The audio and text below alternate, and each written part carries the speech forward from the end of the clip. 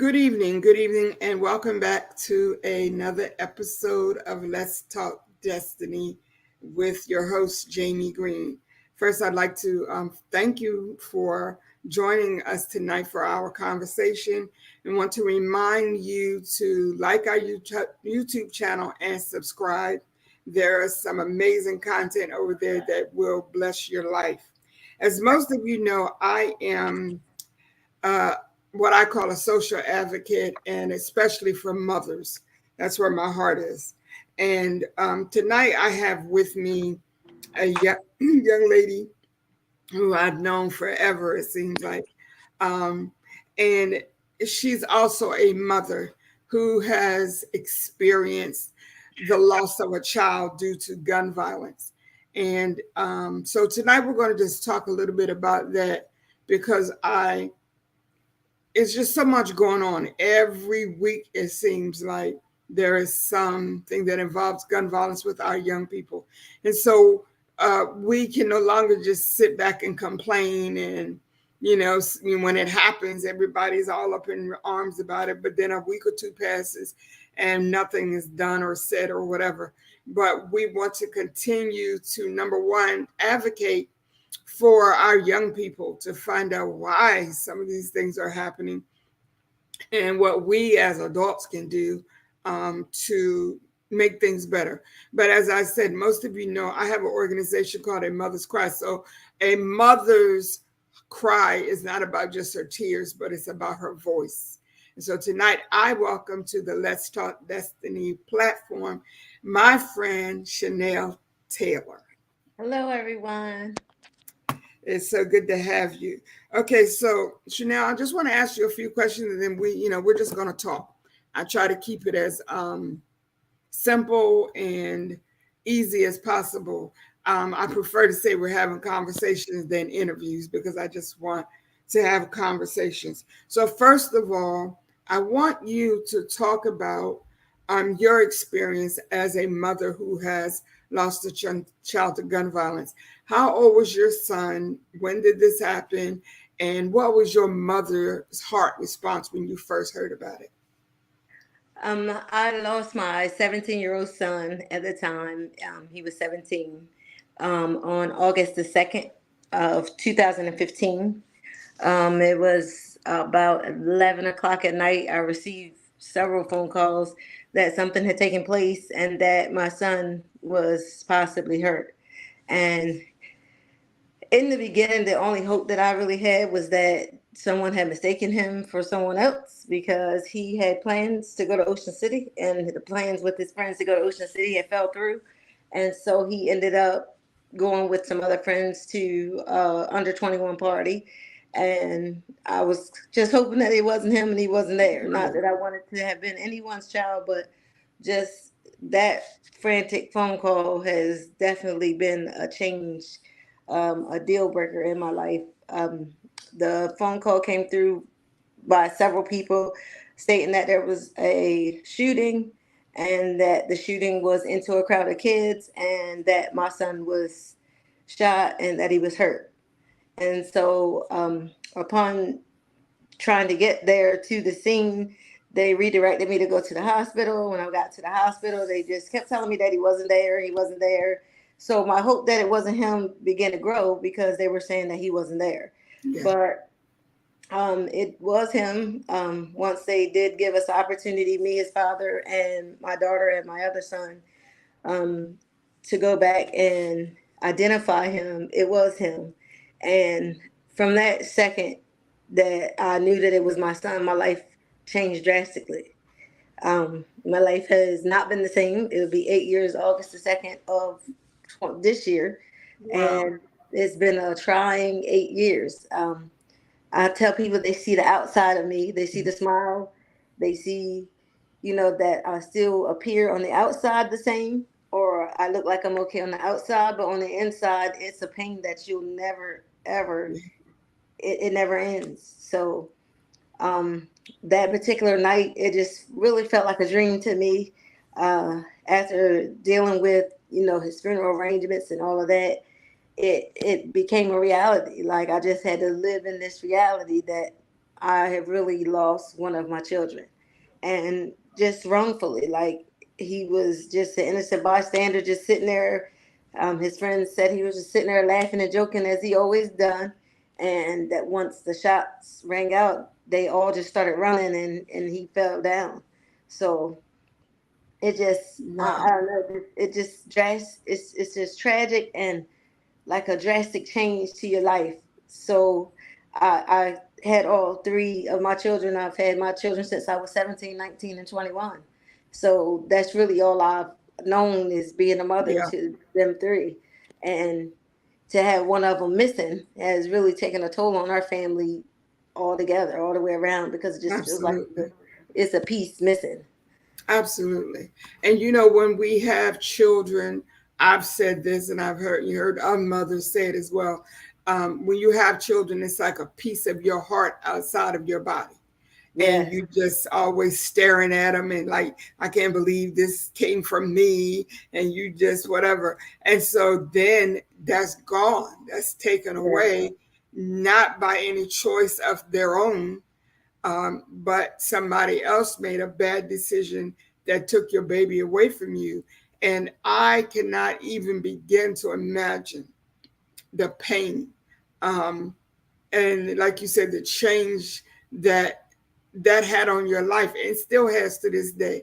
Because even if you are not crying every day like you used to, there I'm sure there are still days that you think about your baby and you cry.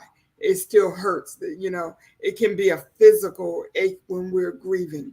I want to take a moment and say good evening to Miss Joyce Brown, who's speaking to me. Ms. Joyce is one of the most faithful supporters of the Let's Talk Destiny talk show. So I definitely want to say good evening to you. So, Shanell, one of the reasons I have been wanting to talk to you as a mother, I've reached out to a couple of mothers that I know have lost children, not necessarily to gun violence, but just to share what they were going through, and most of them are not ready. Um, and so when I reached out to you, I said, well, maybe it's been a little while. Maybe she can talk about it now, because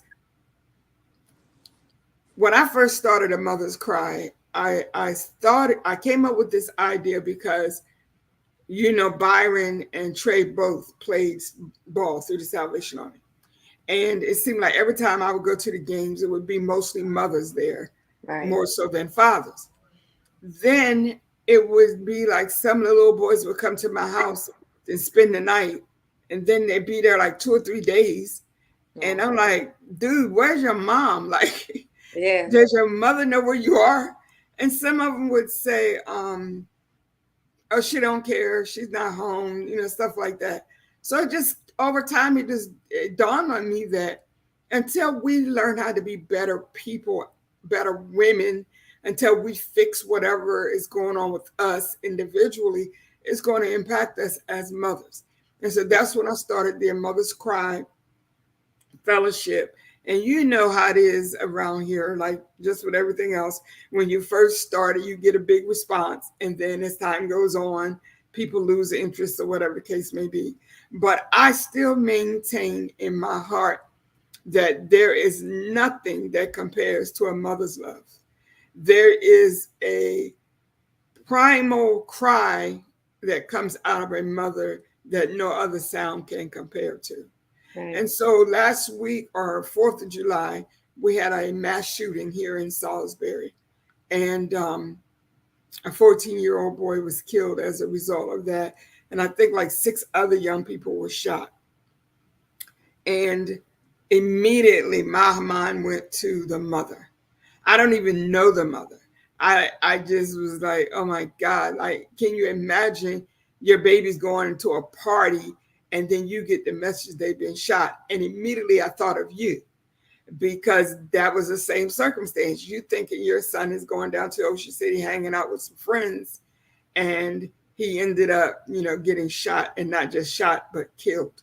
So when you heard about the mass shooting on 4th of July, did it trigger some things in you? What was your response? Wow, that's a question all in itself. I've had several emotions about it. I don't know his mother personally, and I didn't know him at all. I I just went back to that day that the phone call came to me, and only thing I could say is I've been where she is, and so many different emotions. I was upset one minute, the next minute I'm crying, the next minute my anxiety is all over the place. And I said, I really realized that this is going to be triggering for me for the rest of my life. Yes. Because even when you feel like you're healed, I can talk about Rock, but I do try to talk about him in life and not his death. I don't focus Yeah. so much on his death because I want to remember our times together, and that's what keeps me going. Yeah. But when you hear of young people who are losing their lives unnecessarily, not through sickness or not through um, something that is natural, Yeah. of natural causes, it does something to me. Like it pierces right through me, and the first thing comes to mind is the day and the day that I had to bury my son, or the night that I got that phone call, and all of Mm. it just rushes back to you. Right. And so I went to counseling uh, for 6 years. 6 years after from the time Rock passed up until COVID started, and I just used that's what I've been doing these last couple of weeks since the 4th of July with that shooting. I've been using some of the tools that I've Right. was Right. given in counseling, like writing down how I feel and realizing that this is what I'm gonna have to deal with, and that when it happens to somebody else, it feels like it happens to me all over again. All over again. Yeah. Yes, so I don't really reach out to people that I really don't know because immediately you don't want to rush to someone who's going through a tragic situation, especially if you're not someone who Yeah. was in their everyday life. But I just immediately begin to pray for her. I began to Yes. pray for her, and I put a message on Facebook because I was really feeling it. Like you would have thought that it was my situation all over again. It Oh was so yeah. heavy. It was just so heavy, but it just brought back a lot of those emotions and those feelings. And every time it happens, it does that again and again and again. And I'm just like, it's no way that I can stop it myself personally, but people should really know that when they're making these decisions, it's life altering for everybody. Like one wrong Exactly. decision, whoever would have made the decision to shoot into that crowd on 4th of July, they don't realize that it just brought back a lot of the trauma, not just for me, but my Right. Right. daughter. My daughter has shut down. My son is feeling it. Like we all Yeah. just went Yeah. right back to our tragedy because it's so similar. Like Yes. it's unnecessary gun violence. Who's a child, someone had to bury a child and Absolutely. unnecessarily. So it triggers a lot in me, and I've been kind of staying busy to try to not really think about it. And then Saturday, I done a young lady's hair, and she was in the chair, and she knew him. He was her father, her children's father was his cousin, and he Okay. handed her the obituary from the Oh little wow. boy's funeral. And there I was again in Yeah. those emotions, and it was so connecting that the background of his obituary was blue, just like Rock's was. Wow. And there I go again, seeing a kid on an obituary. And Yeah. oh man, it just, I maintained because doing hair is my passion. So Yeah. I maintained what I was doing, but it was all on the inside. I, I Yeah. was I was staring on the inside, and nobody really could tell because unless I tell you how I'm feeling on the inside, you really don't know. Yeah. But I just think that people take it very lightly because if it doesn't happen to you, you don't know. But Exactly. when that young man was killed and they put it on the news and all that, it's just trauma for me. Yeah. So I pulled out my journal. I began to write. This is not going to break me. I have to keep going like I've been going. This is what Rock wants me to do. I just write down in my journal how I can get through these feelings and how I can filter through these feelings. And I So, think it's important that you feel what you feel. yes, Too many of us are taught and trained, especially in the Black community, um, and just get over it, just pray and move on. yeah, And especially in those of us that were raised in the church or whatever, it's just like, well, just pray about it, you'll be all right. And that doesn't always work. right. You can So pray about it, but those emotions and feelings is it's a human exactly. nature to And have God gave emotions. us those feelings, Yes, so he gave us obviously He emotions. wants us to use them. So let's Yeah, talk about Rock for a minute.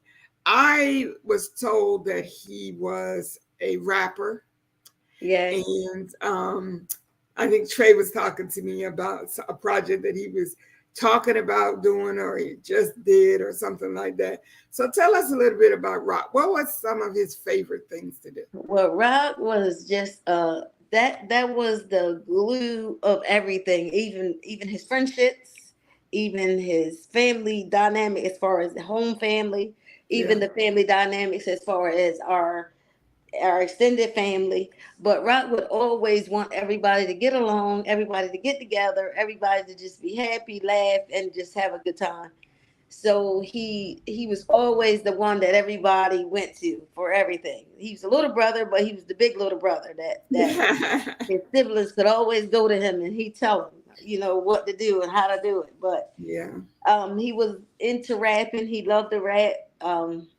I think that was the way he expressed how he felt because he often laughed and made jokes so much that you wouldn't have known if something was bothering him. yeah. But in his rap music, he would say different feelings that he had or different thoughts that he had, and then I would Okay, listen to it and I'd be like, "Hey, why you doing that cussing?" yeah, And are you all right? Is everything all right? Because you yeah, said, and then he would say, Mom, it's just a rap. It's just a rap. But I'm like, no, like he never seems upset or he never seems like yeah. anything bothers him. So I felt like that's the way he got out his emotion is through his rap. He just was a baby, kid who just loved his mom and loved his family, and I don't know, like to for him to be absent is really a shock for us Yeah, because he would be the one when everybody was mad, he would crack a joke and then we'd all laugh and everybody be okay. So yeah, now we stay mad a little bit longer than we did when Rock was here because he's not here to break the ice. yeah, Everybody's like, no, no. Even though my two children are adults and they live where they live and they have their own lives, Rock was the one that made us like always come right together and just laugh. And so he just was a good kid. He had lots of friends. I mean, his funeral was so humongous. I was shocked. I was like, how did he know all these people? And yeah, he was only yeah, 17. Like, but people that had encountered him just loved him because he just was just outgoing. And everybody said, that was you. That's your twin. He looked like you. yeah. He He was definitely friendly, looked just like you. like you. Yeah, Yeah, everybody said he was just friendly, just like you. So I just believe he was the one of my kids that had my personality. Myra and yeah, Quan are more introverted. They're not as outgoing. yeah, But if they talk to you, they talk to you. But yeah, Rock will talk to anybody, anywhere, and that's me. They say I go to stores and talk to people I don't know. yeah. But he just was just that kid, and even in school they did an honor, they honored him in school because he was a kid who hated school but loved to go to school just so he can get dressed and socialize. He was a social. Socialized. Yeah, Yeah, he went to school to socialize. When he didn't want to go to school, he'd say, "I'm gonna go ahead to school because we got assembly today, and I got to go in there I got to go in yeah, there with my boys so we can cut up." So he yeah. would only go to school because he wanted to socialize. That's And funny. so he was a senior in high school, well, going to be a senior in high school when school returned. And he Yeah. said, Mom, I'm gonna get this diploma for you. I said, you don't gotta get it for me. I already got mine. But he would always just like make jokes and so his personality was his biggest thing for me because for a young person to have so much personality, it was amazing. It was Yeah. amazing, and so many people knew him and knew his personality. Yeah. So I've heard great things about him. yeah, So he's you awesome. should be very proud. Yes, that boy. Sometimes I'll be somewhere. Even now, it's been almost 8 years. August the 2nd will be 8 years, and even now I go somewhere and somebody say, "Are you Rock's mom? Hmm. Are you Rock's mom?"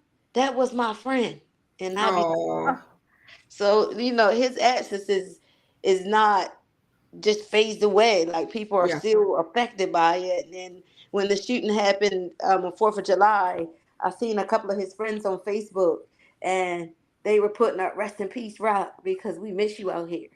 Oh, Like wow. so, I knew it. I knew it affected more than just me and Myra and Quan. I knew it affected his friends and people who knew him as well, because just they were and they still like put in messages, and or either just put on their page and say, "We miss you out here, Rock." Like, so I knew it was triggering for them as well, because they're adults now, and now here it is, another child has gotten killed, and then you see them starting to express their feelings, Yeah. on social media. So I was just like, wow, I was just like, God, just help us all, because Yeah. one thing happened, it just triggers like dominoes. Absolutely. Absolutely. Chanel, I wanted to mention to you, I think your phone is falling, it's moving around. Okay. Yeah. I just wonder. Oh, Yeah. It's just, I think what you said have touched me in so many places. But one of the things that you said is that when we have these incidents happen, it doesn't just affect that one person, the person that got shot or the person that was murdered. There's a whole community of people that are affected. And I wish these young people would think about these things before they do it. Like whatever yes. beef you might have with whoever you have a beef with, we've got to find better ways to sit down and talk these things out. It's just, you know, resorting to violence is just, it's exhausting because it's It's like very every week you read about it, you see it, but I mean, to hear about a mass shooting in Salisbury, Maryland, right. and it's on CNN, I'm like, this is crazy. Like, whew. I So mean, I, days after another big city has yeah, a mass shooting. Like I think Baltimore had one, and Baltimore, yeah, Philly or somewhere else they had one, and I'm just like, here we are in small town Salisbury, and we are really doing the most. I'm doing just the like, most. help God, help God. But I made a statement the other day, and then I thought about my statement after I made it, and I said, well, maybe that's what it is. I said, but these kids play video games, GTE or whatever the stuff is, and there's a lot of shooting in it. I Yeah, said, do you think these young people think that because on GTE you get another life, you get more lives? Do they feel like that that's real life, that you would get more lives? Because they don't realize that gone is gone. And gone for is eight gone. years, every 8 years, every day I have suffered the fact that Rock is gone. It's gone. So And you one know, wrong move. It's not a video game. It's not a that's video game. It's not whatever you see on TV. It's not social media. It's real exactly. life. Like, It's this is real real life. life stuff. I'm Wow. just like, help. And Miss Joyce says every day for her she experiences that 'cause she lives in the suburbs of Chicago. And it's Mm, horrible for families because there is no respite or no respect. Like you respite. can't, Well, it doesn't go away. Like yeah, it's not like a video game or one of these videos that the rappers make, right. where everybody's pow pow pow shooting everybody, or the television shows where people are shooting up people, and then they get up after the director says cut, and it's they go Everybody can home. stand back up. Yeah, Like, it's not the same thing, and people's lives are being destroyed because these young people are making bad decisions. So Shanell, what do you think the main issue is in our communities, and what is one thing that you think might be a solution? I, my thing is, I think if we could do away with social media, even though I know that won't happen, then I think people will get back to the reality of real life, because we live in, like, I feel like we're living in a world where everything is a persona of what Yeah, happens on social media or what I happens on got you. TV or what happens in a video game. But what happened to really going outside and riding bicycles with your friends, or playing basketball on the side of the road with a basketball court? Or so I mean, I know it's gonna be tough to go back to things that were, now that they've discovered new things to Yeah, do. But I just feel like that we have to, as parents and as community leaders, and people that have any type of impact on children, to let them know that just getting to know somebody and caring about others is yeah, what it's going to take in order for this stuff to stop happening. Because I'm not going to take someone's life just because I'm mad with them. yeah, you know I might be angry, but I try hard to handle my emotion. yeah, And that's what's not being taught to the young people of the day, is how to really tap into handling their emotion yeah, without just a impulse of getting a gun and doing a random rapid act.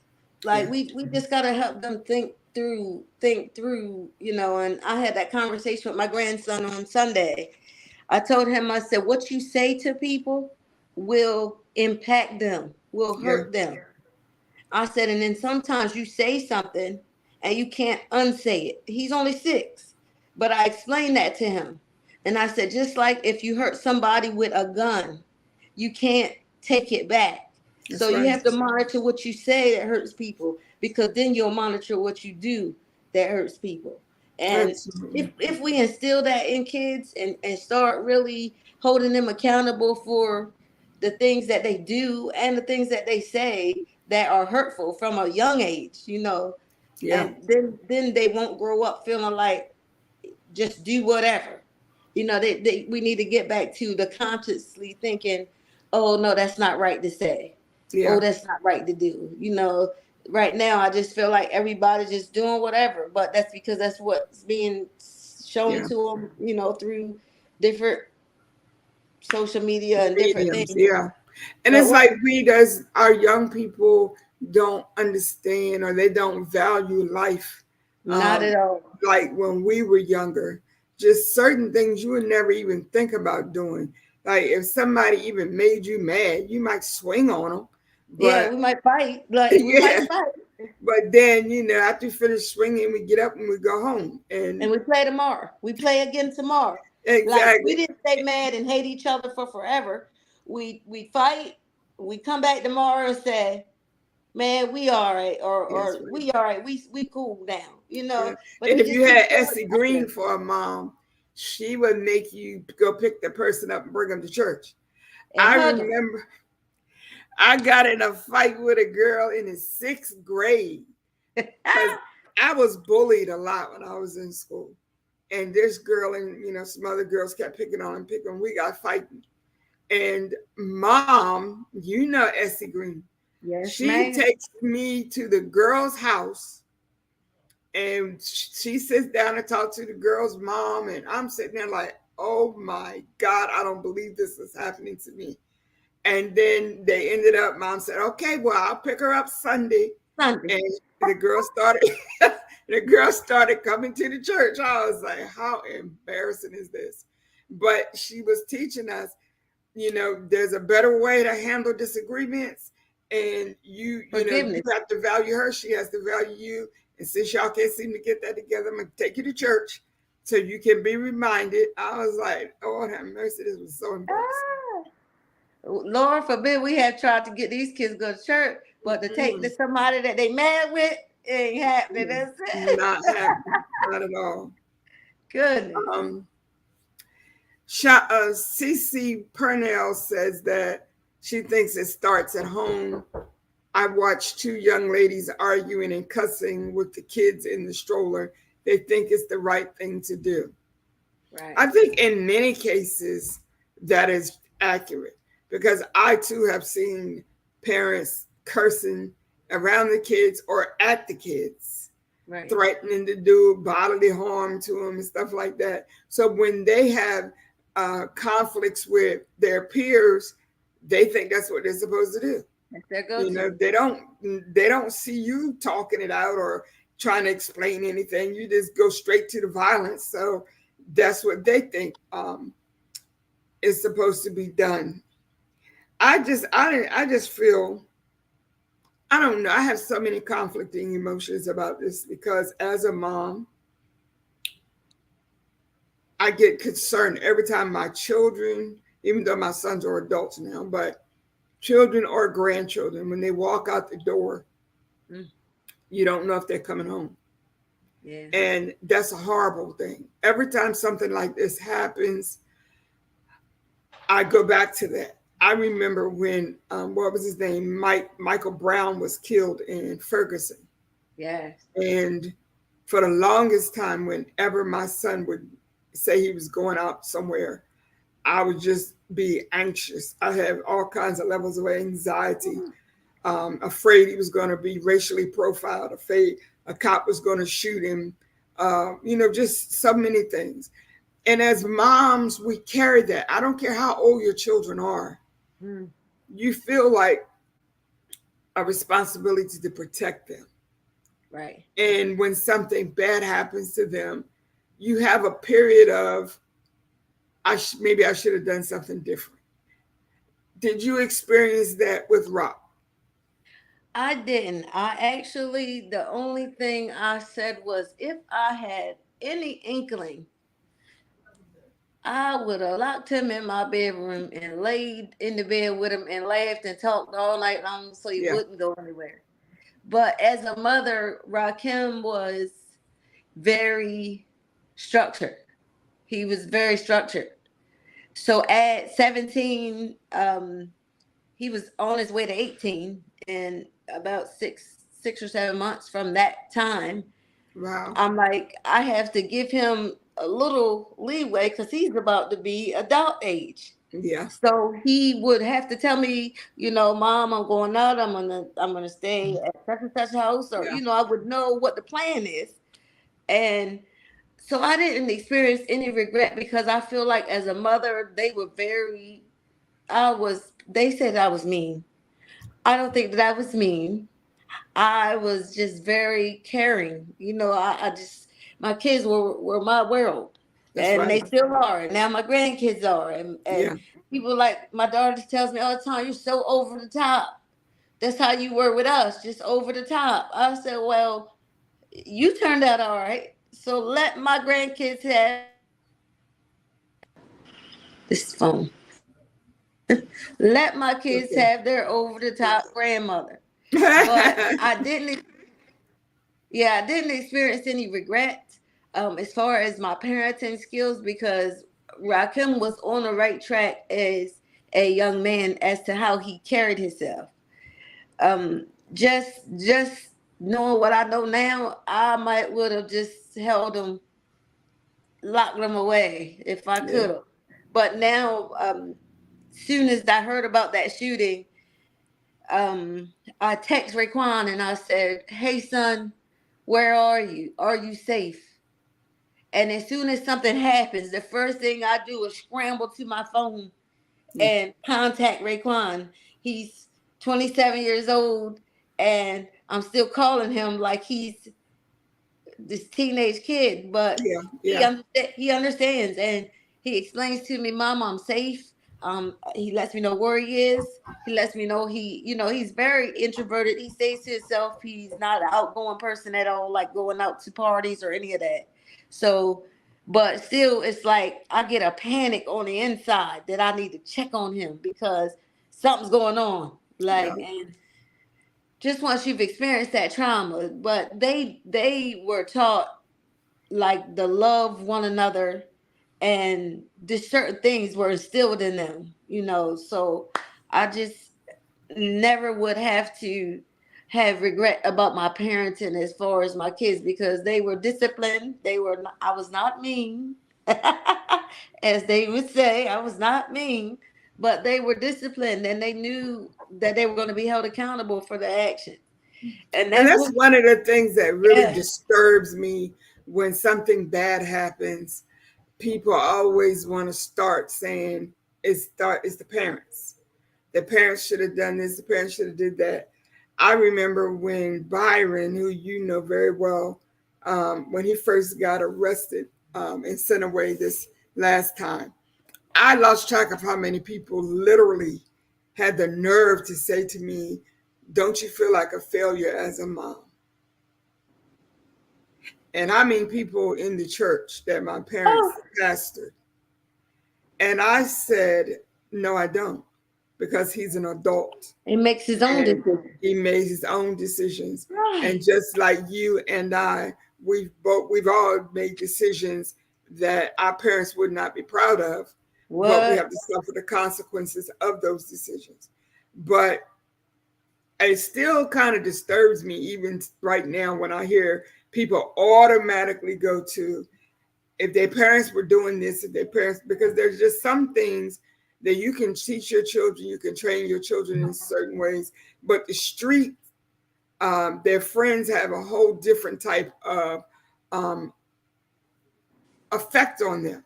Like they know what you said at home, but once But they that, walk out their door, they're hanging out with their buddies. It's a whole different thing.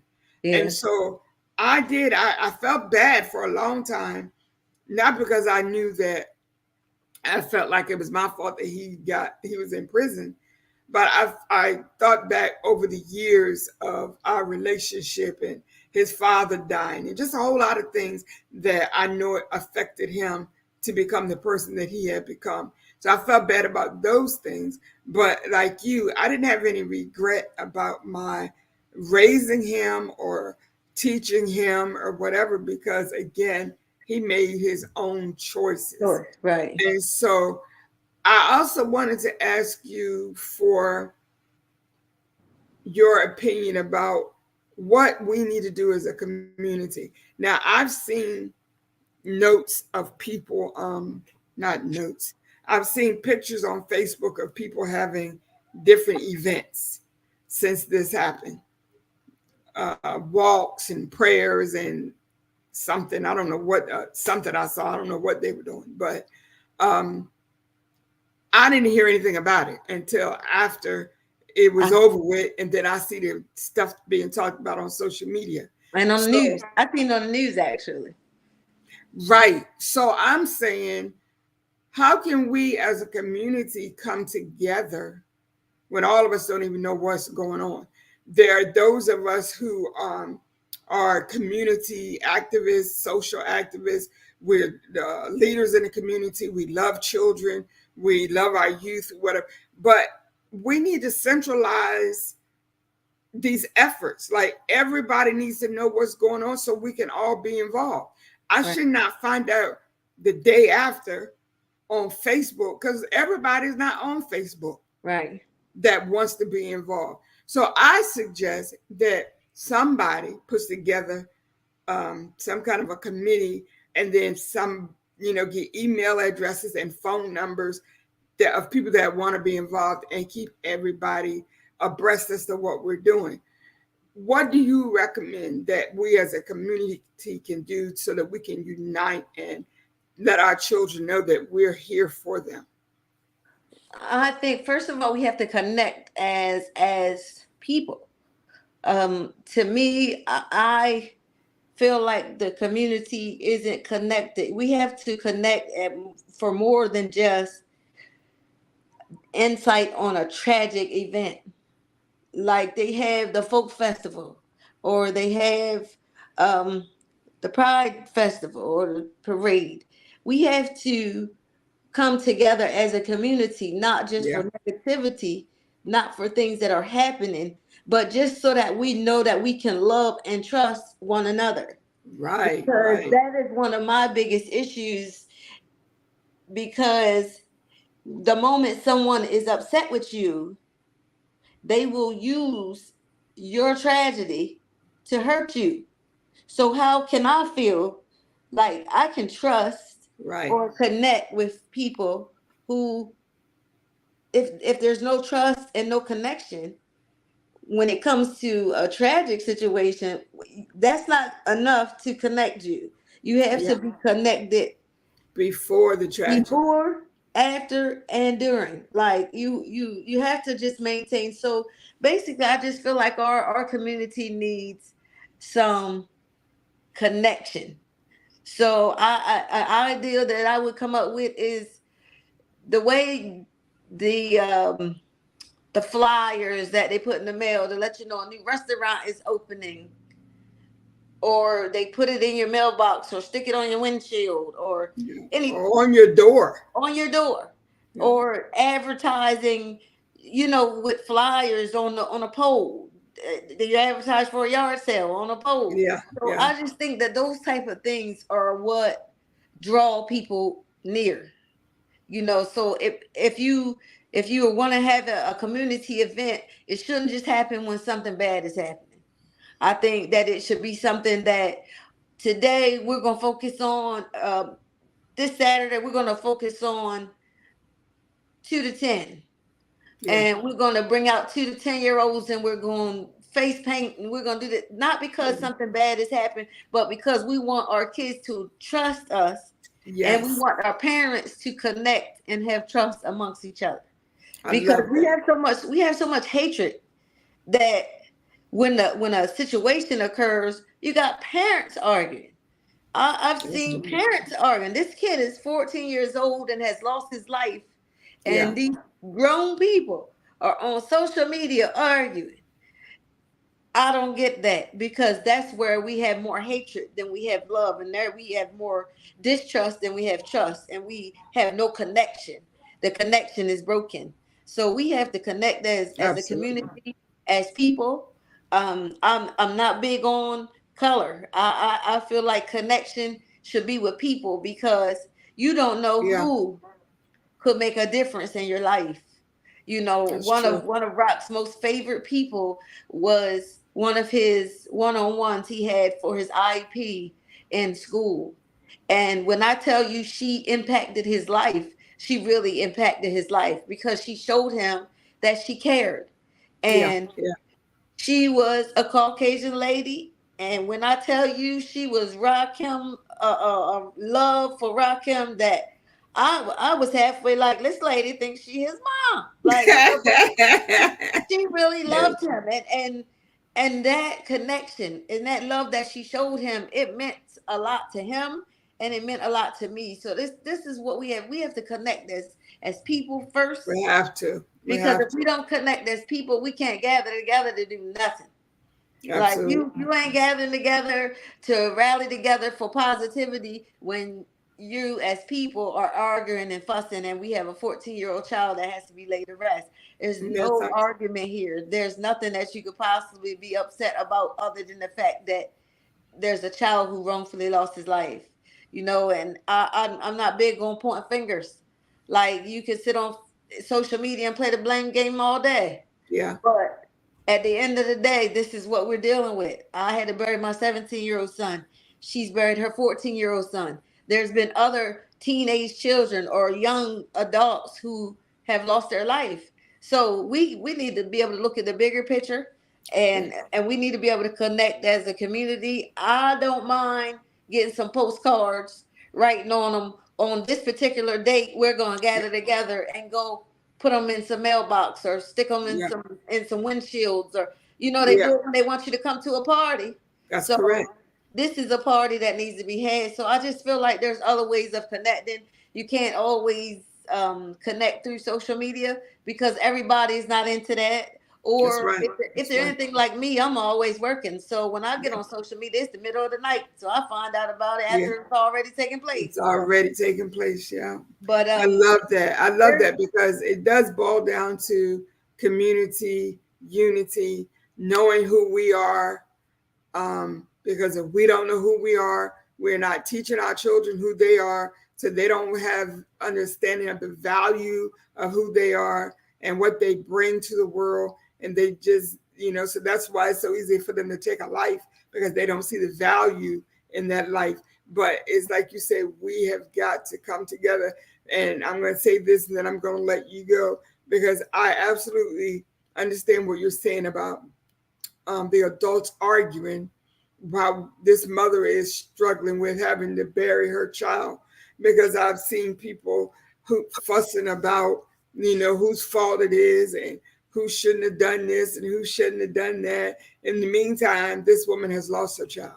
Right. And your opinion about who shouldn't have had the party, who shouldn't have did that, that's just ridiculous. So Yeah. we have got to come together and unite. I absolutely love that. I love that. Is Yeah. there We have anything we have to else you want to start. share with us before we leave? Just for the parents who have experienced loss, and when I say parents, um I want to involve. I think we as mothers we disconnect with everybody, as because I don't know about how other people feel, but I felt like my kids were my kids. Yeah, And I may have had those feelings because two of my children's fathers were deceased and I raised them by myself. yeah, So, but I just think that as people all the way around, whether you have children or whether you don't, that we just have to learn to love one another and just show our children what love is more so than hatred. yeah, Because I feel bad when my kids see me angry. I feel bad when my kids, see me do things and I'm just like, oh my God, how can I take that back? So, yeah, just we just had to be mindful of our kids because they're growing up in a more crazy world than what we were. absolutely. I went outside and rode bicycles. These kids, they're not safe to go outside. So just that we love on our children. I've heard several parents say, "Oh, these kids get on my nerves," and I'd be like, "Don't say that. Like, don't say that.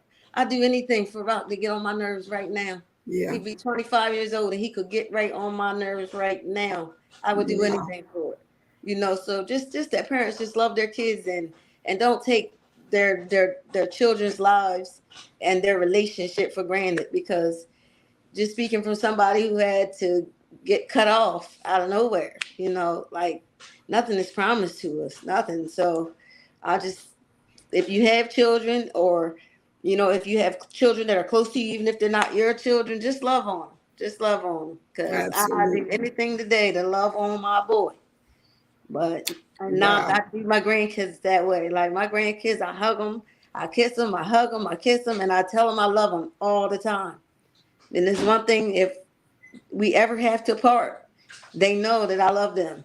They know that I love them, and my kids do the same thing. So that's that's really it for me. Just we gotta just love on these children and show them more love than hatred because hatred is really taking over.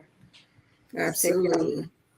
Well, again, I absolutely thank you so much for taking this time to share with us tonight. Um, Ms. Joyce Brown, thank you so much again for joining us. And uh, we're definitely staying on the battlefield. We have our moments when we are overwhelmed and stressed, whatever, because we're human. Right. But our faith sustains us. And even in those moments when we like, I just can't do anything else, we know that God's got us. And also,